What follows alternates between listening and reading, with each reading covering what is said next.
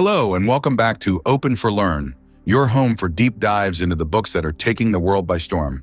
Today, we're dissecting a novel that has become a BookTok and romance reader sensation, The Love Hypothesis by Ali Hazelwood. Is the hype justified? Is this fake dating, grumpy meets sunshine story set in the world of academia really as good as everyone says? We're about to put that to the test. In this video, we'll be taking a comprehensive look at the plot, the characters, and the themes of The Love Hypothesis to figure out just what makes this book so enduringly popular. So grab your favorite pumpkin spice latte. You'll understand that reference soon. Get comfortable and let's get into it. This is our deep dive into The Love Hypothesis. The Love Hypothesis by Ali Hazelwood. A deep dive. The Love Hypothesis is a contemporary romance novel that has captivated readers with its charming blend of wit, intelligence, and heartwarming romance. Set against the backdrop of academia at Stanford University, the story follows the journey of Olive Smith, a brilliant and determined PhD candidate, and Adam Carlson, a young, notoriously tough professor. Their story begins with a lie and a kiss, but evolves into a profound exploration of love, friendship, and the courage it takes to be vulnerable. The catalyst, a desperate kiss. The story kicks off with Olive Smith, a third-year biology PhD candidate, in a self-imposed predicament. Her best friend Ann is interested in Jeremy, a guy Olive briefly dated. To convince the ever-supportive Ann that she has moved on, and to give her friend the green light to pursue Jeremy, Olive needs to prove she is happily dating someone new. In a moment of panic, seeing Ann approaching in the university hallway, Olive does the unthinkable. She grabs the nearest man and kisses him. That man, as fate would have it, is Dr. Adam Carlson, a brilliant but notoriously difficult professor with a reputation for making graduate students cry. Mortified, Olive tries to flee the scene, but the damage is done. Ann is convinced Olive is on a date, and now Olive has a new problem: how to maintain the charade. The fake dating proposition. To Olive's surprise, Adam, instead of being furious, is intrigued. He has his own reasons for needing a stable, long-term relationship. The university is withholding his research funds, suspecting he might leave for another institution. A committed relationship would signal his intention to stay, and so a mutually beneficial arrangement is born. Olive and Adam will pretend to be in a relationship. Their agreement is simple. They will fake date for a few weeks, long enough for Ann to be with Jeremy and for Adam's research funds to be released. They establish ground rules, including a weekly date and a no-strings-attached clause. What could possibly go wrong in the developing relationship, more than just an experiment?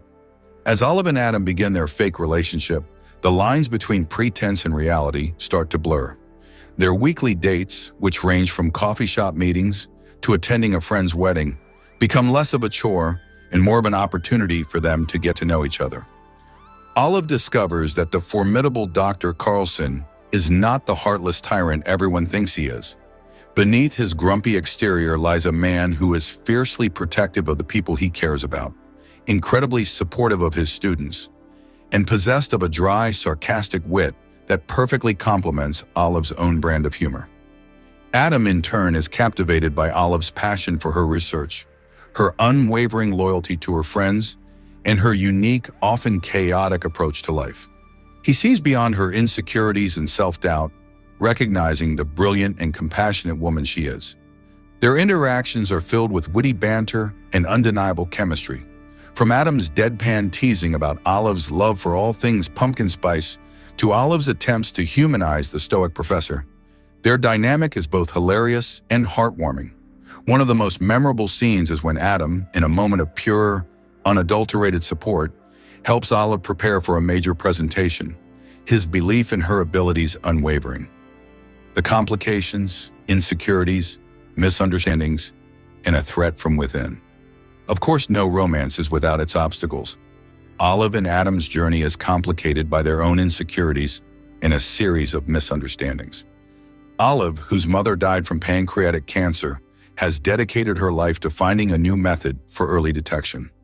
This personal mission fuels her research, but also leaves her feeling isolated and emotionally guarded. She struggles with feelings of inadequacy, both personally and professionally, and finds it difficult to believe that someone like Adam could ever be genuinely interested in her. Adam, too, has his own demons. His past experiences have made him wary of relationships, and he keeps his emotions close to his chest. This emotional distance, combined with Olive's insecurities, creates a breeding ground for miscommunication. The biggest threat to their budding relationship, however, comes from an unexpected source. Dr. Tom Benton, a professor from Harvard and a supposed friend of Adam's. Olive, in a moment of professional vulnerability, confides in Tom about her research, only to have him steal her work and attempt to pass it off as his own. To make matters worse, he sexually harasses her, threatening to ruin her career if she exposes him. This betrayal shatters Olive's confidence and pushes her to her breaking point. She is devastated, not only by the theft of her research, but also by the violation of her trust. The climax: a conference, a confession, and a grand gesture. The climax of the story takes place at a major science conference in Boston. Olive is scheduled to present her research, but she is a nervous wreck, her confidence shattered by Tom's actions. Adam, who is also at the conference, is her rock, providing her with the support and encouragement she so desperately needs. The tension between them finally reaches a boiling point, leading to a passionate and long-awaited night together. However, their newfound intimacy is short-lived. A misunderstanding, fueled by Olive's insecurities and Adam's emotional reticence, leads to a heartbreaking fight. Olive, believing that their relationship was nothing more than a convenient arrangement for Adam, ends things, leaving them both devastated. Back at Stanford, the truth about Tom's plagiarism and harassment comes to light.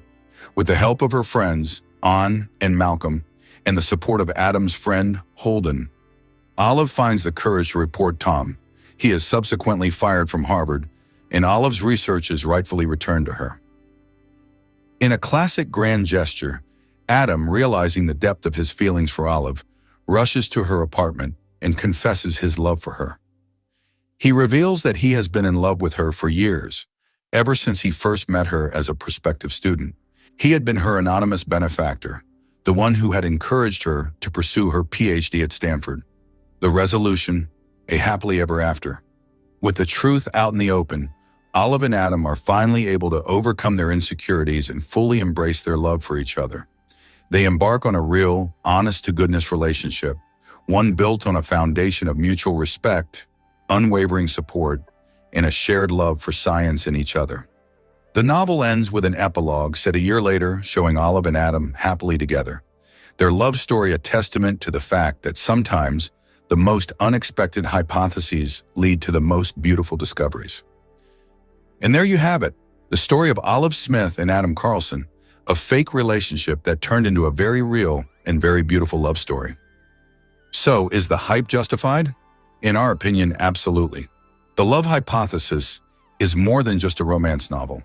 It's a story about the power of friendship, the importance of believing in yourself, and the courage it takes to open your heart to love, even when it seems like the most illogical thing to do.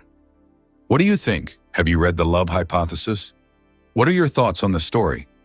Let us know in the comments below. We'd love to hear from you. And if you enjoyed this deep dive, don't forget to give this video a thumbs up, subscribe to Open for Learn, and hit that notification bell so you never miss a new video. We have plenty more bookish content coming your way. Thanks for watching, and until next time, keep learning, keep reading, and keep an open mind.